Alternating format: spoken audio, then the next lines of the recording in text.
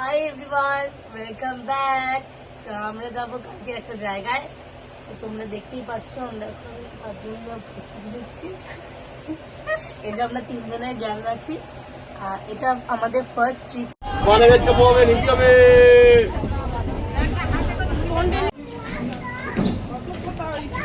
তো এখন আমরা লক্ষ্মীকান্তপুর স্টেশনে রয়েছি, আর এই যে আমার দুজন সহচরী যাচ্ছে আমার সাথে। সবাই তাকাও একটু।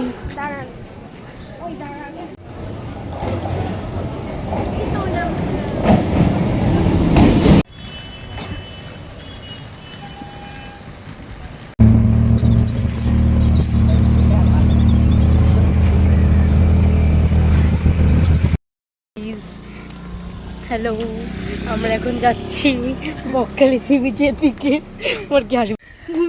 হ্যালো এভরিওয়ান, তো এই জন্য চলে এসেছি বকখালিতে। এখন বাজে দুপুর 2টো, তবু সি বিচটা ফাঁকা নেই, একদমই পুরো ভাটা। ঠিক আছে, তো আমরা যাচ্ছি, তোমাদের দেখাবো।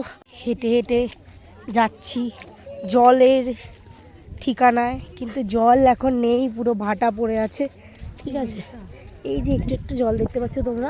চলো পা ভেজাতে ভেজাতে এই যে আমাদের বিপস, ও এখন ভাবছে যে জিন্সটা তুলে আর কি যেতে চায়। তো চলো। একজন ট্যানের।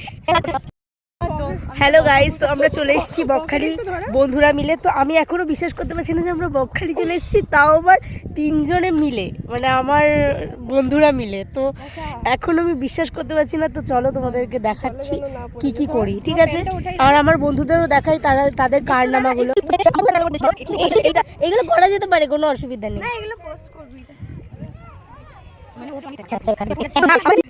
চাপড়ি লাগছে না, খুব ভালো লাগছে।